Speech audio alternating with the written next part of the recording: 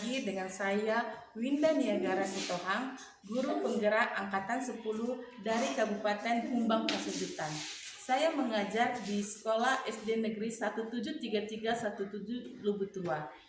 Pada kesempatan ini, saya akan mewawancarai 3 kepala sekolah tentang bagaimana cara pengambilan keputusan ketika mengalami dilema etika. Selamat menyaksikan. Selamat pagi, Ibu. Pagi Bu, apa kabarnya hari ini Bu? Sehat, puji Tuhan.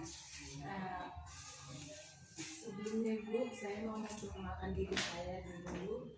Perkenalkan, nama saya Winda Niagara Budi Sitohang. Saya mengajar di SD Negeri 173317 Lubutua.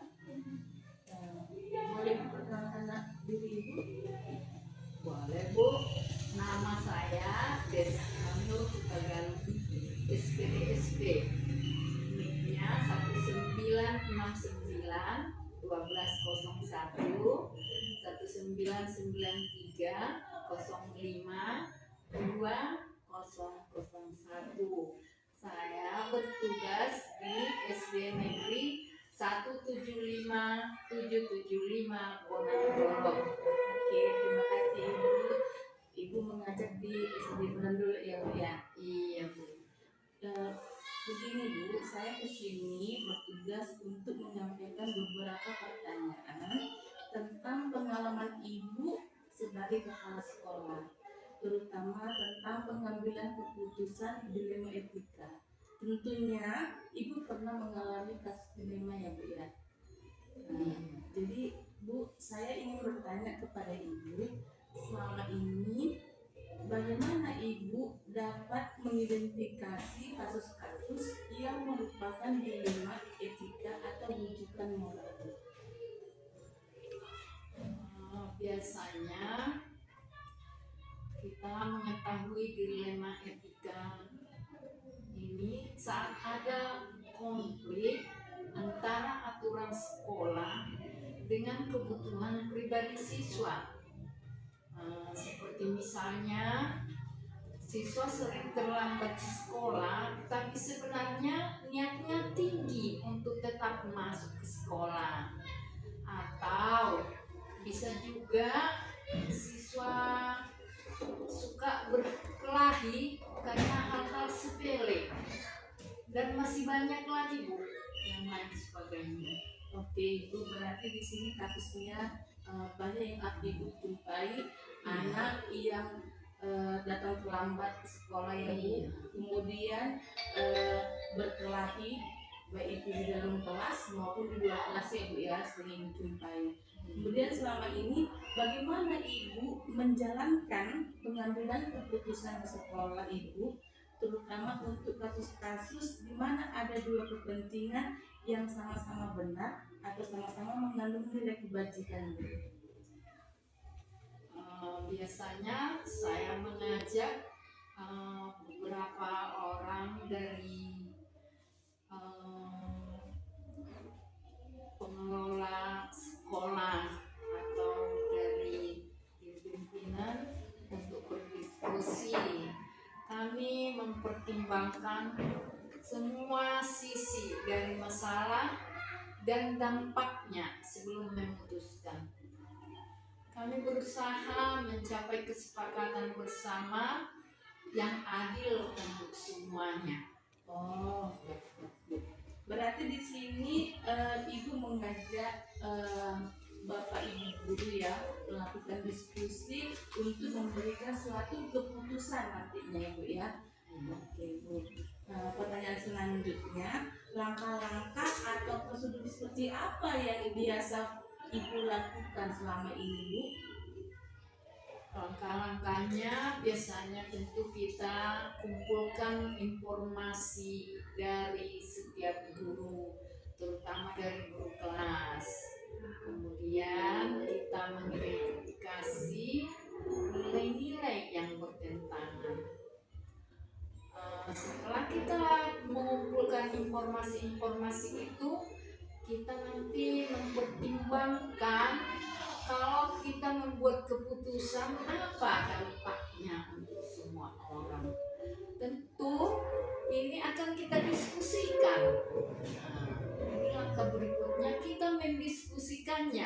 bersama dengan semua guru supaya kita boleh mengambil keputusan berdasarkan hal-hal yang sudah kita analisa tadi. Barulah kita buat rencana untuk melaksanakan keputusan. Berarti langkah-langkahnya ada 6 ya Bu ya. Yang pertama harus mengumpulkan dulu informasi, kemudian kita mengidentifikasi nilai-nilai yang bertentangan, kemudian mempertimbangkan dari keputusan kita, kemudian melakukan diskusi bersama Bapak Ibu guru, kemudian ambil kesimpulan, baru yang keenam itu membuat rencana untuk melaksanakan keputusan. Oke Bu, pertanyaan selanjutnya, hal-hal apa saja yang selama ini Ibu anggap efektif dalam pengambilan keputusan pada kasus-kasus dilema etika Bu? Yang paling efektif adalah melibatkan semua atau berbagai orang dalam proses mengambil keputusan. Berkomunikasilah dengan jelas dan transparan dalam membuat keputusan. Juga kita harus mengikuti prosedur yang sudah ada dan memastikan bahwa keputusan itu sesuai dengan prinsip aturan di sekolah dan etika yang memanusiakan. Berarti di sini Ibu mengambil keputusan itu harus melibatkan yang ada di sekolah, yaitu Semua warga ya, sekolah. semua warga sekolah, itu baik itu Bapak Ibu guru yang ada di sekolah, baru siswa ya Bu ya. Ini harus sesuai dengan prosedur yang sudah ada dan memastikan keputusan itu sesuai dengan prinsip aturan yang ada di sekolah ya Bu ya. Oke. Kemudian Bu, hal-hal apa saja yang selama ini menurut Ibu tantangan dalam tantangan yang mengambil keputusan pada kasus-kasus dilema etika Bu? Tantangannya termasuk konflik kepentingan antara pihak yang terlibat atau tekanan dari luar dan ketidakpastian dalam memilih keputusan yang tepat. Kadang-kadang sulit untuk membuat keputusan yang dapat diterima oleh semua pihak. Berarti tantangannya di sini yang Ibu hadapi itu bahwasannya tekanan dari luar ya Bu ya. Iya. Kemudian ketidakpastian dalam memilih keputusan yang tepat. Memang benar Bu, kalau kita memberi keputusan itu sangat sulit ya Bu untuk diterima semua pihak. Kemudian pertanyaan selanjutnya, apakah Ibu memiliki jadwal tertentu dalam sebuah penyelesaian kasus dilema etika, dan apakah Ibu langsung menyelesaikan di tempat atau memiliki sebuah jadwal untuk menyelesaikannya? Kemudian bentuk atau prosedur seperti apa yang Ibu jalankan? Sebenarnya saya tidak selalu punya jadwal tetap kalau untuk masalah etika ini, tapi saya selalu berusaha menyelesaikan masalah secepat mungkin, sambil memastikan semua langkah diambil dengan hati-hati. Biasanya saya membuat rencana dan memberikan tenggat waktu untuk setiap langkah, tetapi tetap fleksibel jika situasi berubah.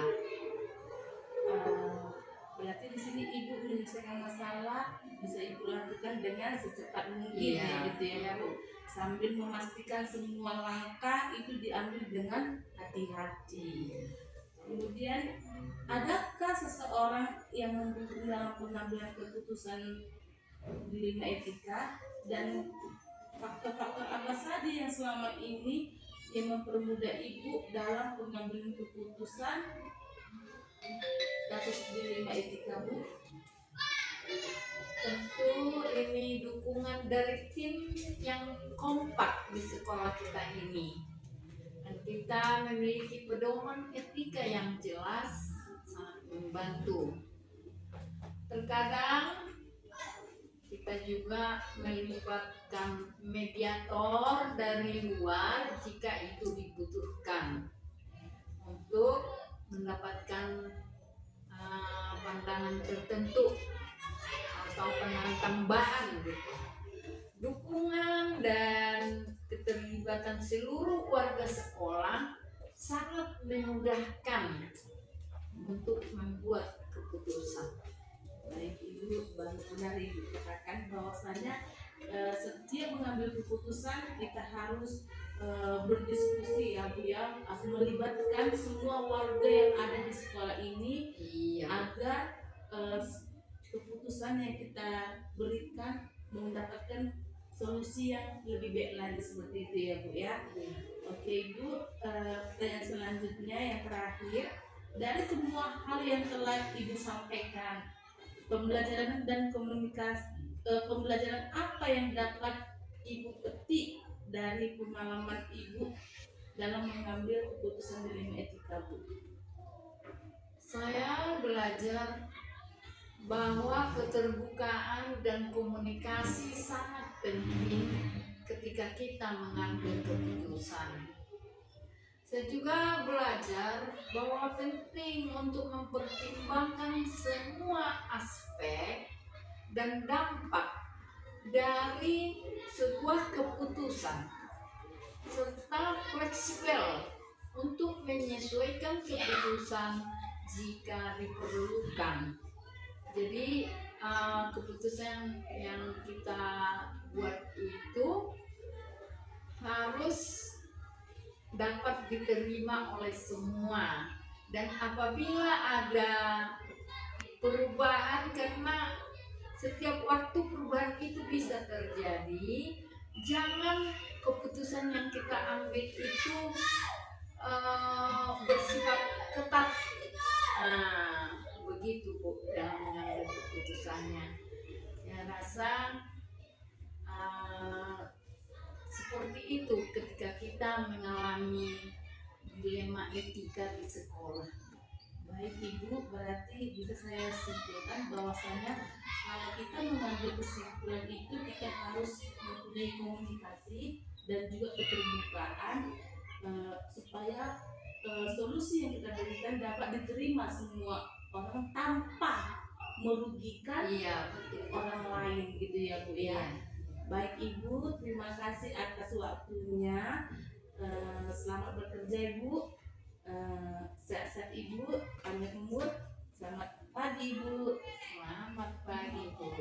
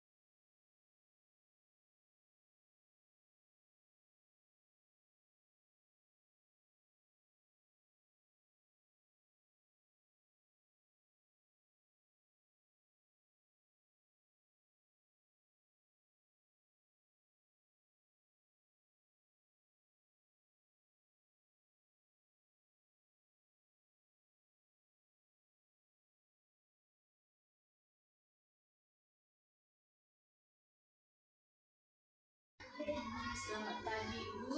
Selamat pagi Ibu. Apa kabarnya hari ini Bu? Ibu sehat? Bagaimana ya kabar ini? Puji Tuhan, kabar saya sehat.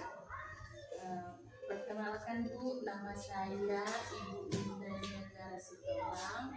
Saya bekerja di SD Negeri 173317 Lubuk Tua. Boleh diperkenalkan nama Ibu? Baik Ibu, perkenalkan nama saya Ibu Natalia Krisnasyanti dengan NIK 1977 12 222 09 04 002. Saya Ibu bekerja di SD Negeri 1773 Lingkungan. Ibu mengajar di SD Negeri 1733 Lintong Hutan. Pas sekolah SD kan Bu. Saya di sini Ibu bertugas untuk menyampaikan beberapa pertanyaan tentang pengalaman Ibu sebagai kepala sekolah, terutama tentang pengambilan keputusan dilema etika. Tentu Ibu pernah mengalami kasus dilema etika ya Bu ya. Di sini saya mau bertanya, selama ini bagaimana Ibu dapat mengidentifikasi kasus-kasus yang merupakan dilema etika atau rujukan moral? Sebenarnya Ibu, kalau kita terkait tentang dilema etika ini, ada halnya yang kebenar, dan ada benar kesalah. Nah, sering sekali Bu kalau di sekolah dilema etika ini paling banyak tentang hal menyapa antara siswa dengan guru, tentang siswa dengan siswa. Contohnya seperti bertemannya Ibu, saling memilih, tidak berteman antara satu dengan yang lainnya saja. Nah, terutama cara mereka berbicara kepada temannya juga kepada guru. Nah, dilema etika ini benarnya yang tadi, kebenaran itu berarti dia menyapa guru dengan menyapa guru secara baik. Nah, kalau benar salahnya itu mereka berteman hanya untuk teman sesuka mereka saja. Berarti di sini Ibu mempunyai dilema etika itu ada dua ya Bu ya. Benar dengan benar, kemudian benar dengan salah. Kalau sebagai contoh dia kalau benar dengan benar, di mana siswa menyapa guru dengan benar gitu ya Bu ya. Kemudian kalau benar dengan salah, seorang siswa hanya berteman saja gitu ya Bu ya. Sama Sesuka hati mereka gitu ya Bu ya. Oke Bu, selama ini bagaimana Ibu menjalankan pengambilan keputusan di sekolah Ibu, terutama untuk kasus-kasus di mana ada dua kepentingan yang sama-sama benar atau sama-sama mengandung nilai kebajikan? Seperti yang sekarang Ibu ketahui bahwasanya kalau kepala sekolah itu tidak hanya mengambil keputusannya saja, dia melakukan interaksi dengan sesama guru di sekolah itu.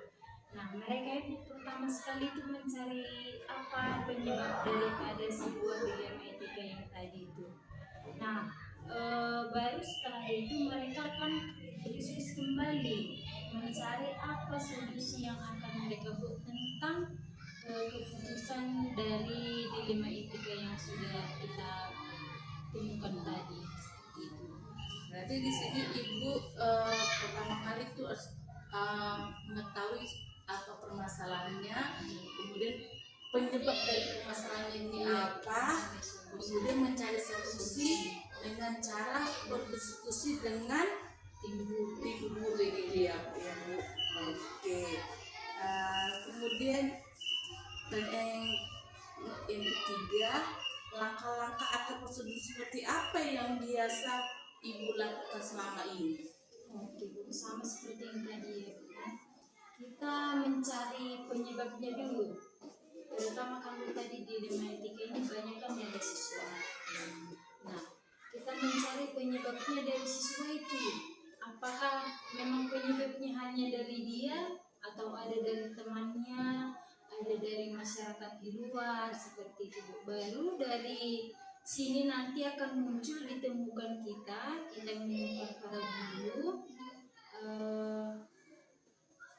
diskusi langsung dengan dia, dengan si anak, apa yang membuatnya menjadi seperti contoh yang sudah kita buat tadi Bu, apa yang menyebabkannya berteman hanya pada sama ini, tidak dengan yang lain.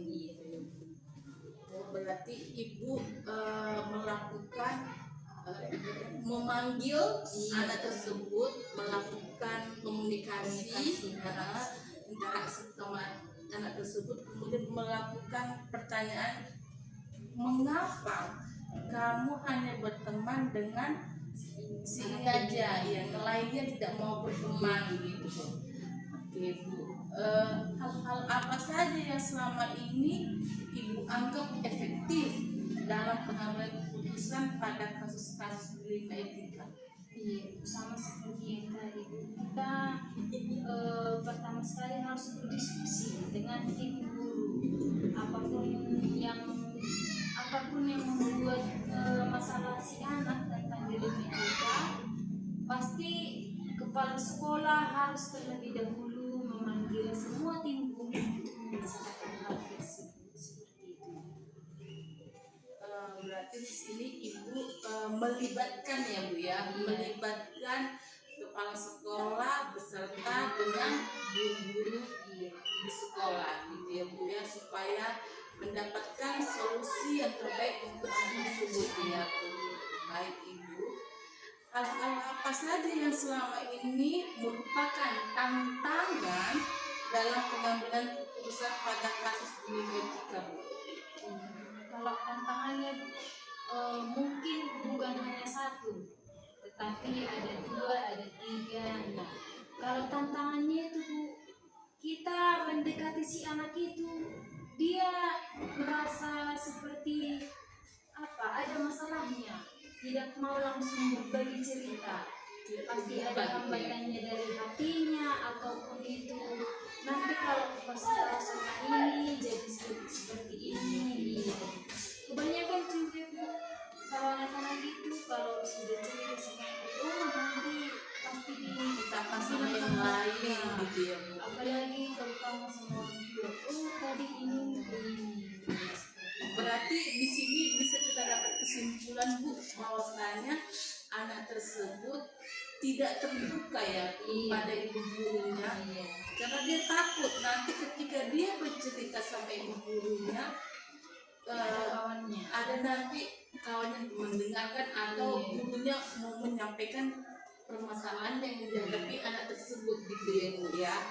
Oke Bu, kemudian apakah ibu memiliki jadwal tertentu dalam sebuah penyelesaian kasus dilema etika, dan apakah ibu langsung menyelesaikan di tempat atau memiliki sebuah jadwal untuk menyelesaikannya? Kemudian bentuk atau prosedur seperti apa yang ibu jalankan? Terima kasih Bu pertanyaannya.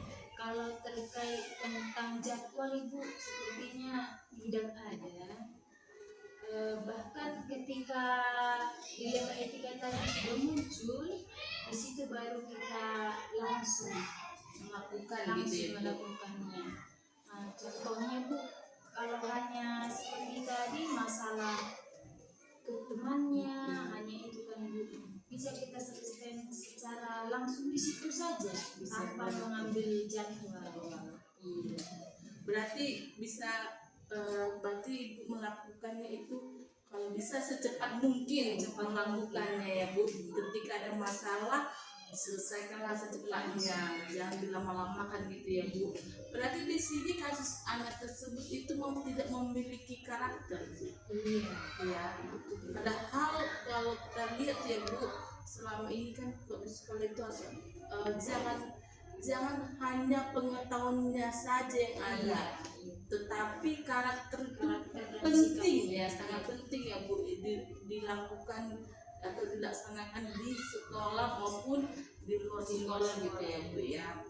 Oke Bu, kemudian adakah seseorang yang mendukung dalam pengambilan keputusan, dan faktor-faktor apa saja yang selama ini mempermudah ibu dalam pengambilan keputusan dalam kasus-kasus dilema etika Bu? Iya, Bu. Yang pertama sekali Bu, tentu saja juga dari guru, baru yang kedua dari orang tua Bu, dari dorongan orang tua. Nah, kalau kita berbicara tentang perilaku si anak ini Bu, kita terlebih dahulu juga berkomunikasi kepada orang tua. Nah kalau seandainya Bu, kalau di anak SD ini sungguh banyak anak-anak yang melakukan dilema etika itu seperti yang tadi itu, maka dari itu kita meminta orang tuanya, di orang tua melakukan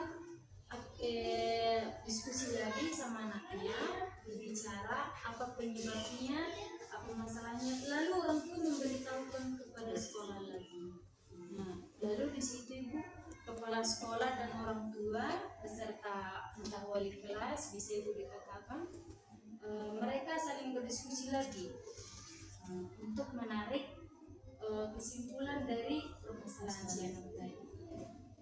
Berarti di sini ibu libatkan orang tua ya gitu ya Bu.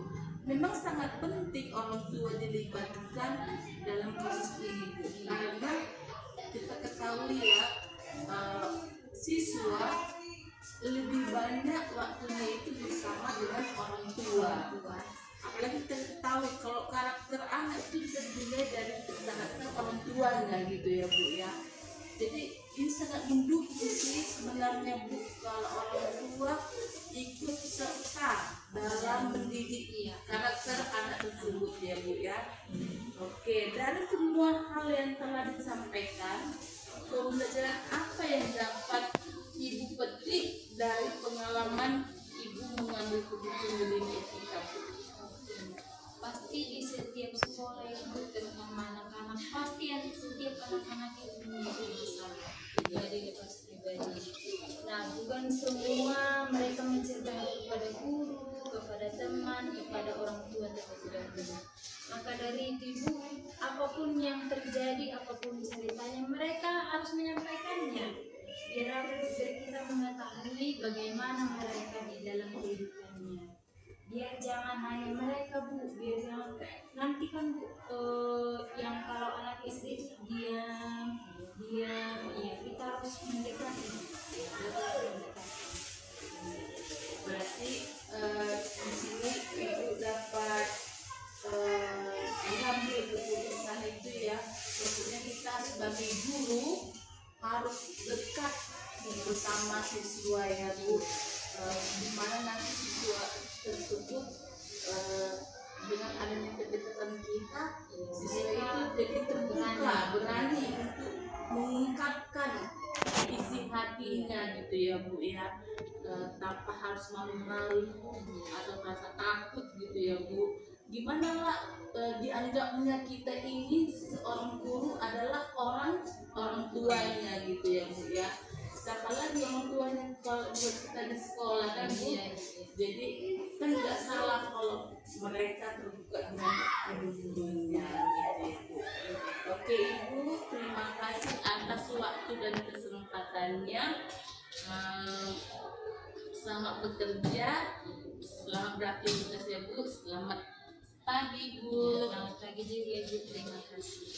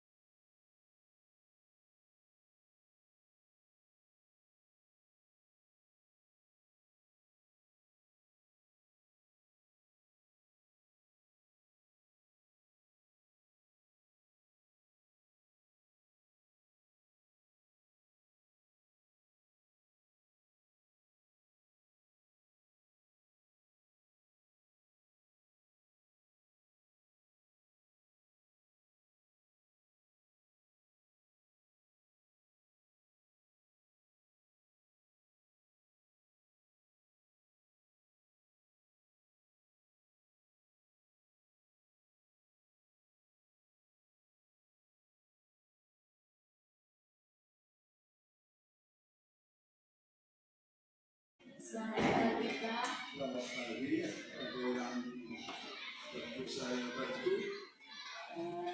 Begini Pak, saya kesini bertugas untuk menyampaikan beberapa pertanyaan tentang pengalaman Bapak sebagai kepala sekolah, terutama tentang pengambilan keputusan di lima etika. Tentunya Bapak pernah ya mengalami bagaimana ada dua kasus tentang dilema etika. Jadi saya di sini Pak mau bertanya sama Bapak, selama ini bagaimana cara Bapak mengidentifikasi kasus-kasus yang merupakan dilema etika atau rujukan moral?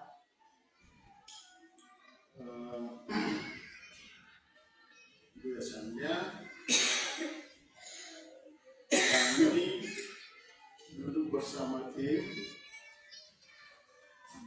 dalam membicarakan masalahnya. Kami mempertimbangkan semua aspek dan mendengarkan pendapat orang lain. Kemudian kami membuat keputusan berdasarkan apa yang terbaik untuk semua pihak yang terlibat. Oke, berarti di sini Bapak membuat ya rapat bersama dengan tim, di mana di sini nanti melakukan yang namanya musyawarah ya Pak ya. Baru di sini akan memberikan solusi untuk menyelesaikan segala masalah itu ya Pak ya. Kemudian pertanyaan yang kedua yaitu ya Pak, selama ini bagaimana Bapak menjalankan pengambilan keputusan di sekolah Bapak, terutama untuk kasus-kasus di mana ada dua kepentingan yang sama-sama benar? Kami biasanya tahu jika ada dilema etika, ketika ada situasi di mana kepentingan atau nilai-nilai bertentangan, misalnya jika ada siswa yang mengalami masalah di rumah dan itu berdampak pada sekolah, atau ketika ada keputusan yang sulit yang harus dibuat, ketika kita harus berhati-hati dan mendiskusikannya dengan baik. Oke, Bapak. Berarti di sini Bapak melakukan kepentingan atau nilai itu dengan cara melakukan ya keputusan berhati-hati ya Pak ya, itu dengan melakukan diskusi dulu bersama dengan Bapak Ibu guru yang ada di sekolah gitu ya Pak ya. Oke, pertanyaan selanjutnya Pak, langkah-langkah atau prosedur seperti apa yang biasanya Bapak lakukan selama ini di sekolah? Ya. Pertama, kami kumpulkan semua informasi yang ada. Yang kedua, kami identifikasi nilai-nilai yang bertentangan. Ketiga, kami membicarakan dengan tim untuk mencari solusi yang adil. Dan selain itu kami buat keputusan dan menyusun rencana untuk melaksanakan. Oke, berarti di sini langkah-langkahnya ada 3 yang Bapak buat. Yang pertama itu Bapak mengumpulkan dulu semua informasi yang ada. Kemudian Bapak mengidentifikasi nilai-nilai yang bertentangan. Kemudian yang ketiga, Bapak membicarakan dengan tim untuk mencari solusi yang adil, ya gitu ya Pak ya. Oke, pertanyaan yang selanjutnya ya Pak, hal-hal apa saja yang selama ini Bapak anggap efektif dalam pengambilan keputusan pada kasus-kasus dilema etika, Pak? Begini, yang efektifnya adalah melibatkan semua pihak dalam diskusi, memastikan semua orang tahu apa yang terjadi dan membuat keputusan yang jelas dan adil. Keterbukaan dan komunikasi yang baik untuk membantu bersama. Oke, bagus Pak. Berarti di sini harus ada istilah keterbukaan dan juga komunikasi ya Pak ya, yang baik bersama teman-teman satu kerjaan ya Pak ya. Oke, yang pertanyaan selanjutnya, hal-hal apa saja yang selama ini merupakan tantangan dan pengambilan keputusan pada kasus dilema etika Pak? Tantangannya termasuk menghadapi tekanan dari berbagai pihak, kesulitan memuaskan semua orang, dan membuat keputusan yang tepat ketika ada banyak faktor yang harus dipertimbangkan. Berarti tantangannya ya Pak ya, di sini Bapak membuat keputusan yang tepat ketika ada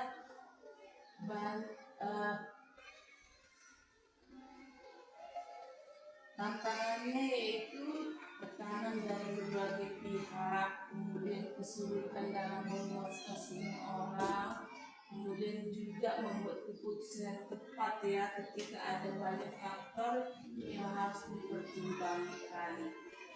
Baik Pak, pertanyaannya selanjutnya, apakah Bapak memiliki jadwal tertentu dalam sebuah penyelesaian kasus dilema etika, dan apakah Bapak langsung menyelesaikan di tempat atau memiliki sebuah jadwal untuk menyelesaikannya?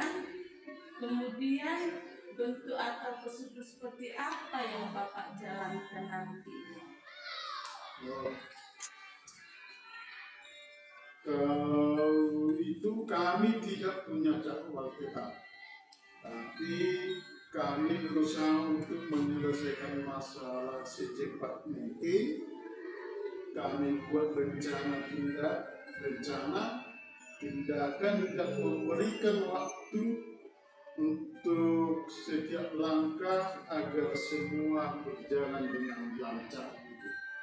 Berarti di sini Bapak tidak bisa jadwalnya tidak bisa Bapak tentukan ya. Kalau bisa secepat mungkin ya untuk dalam menyelesaikan masalah ya Pak ya. Oke.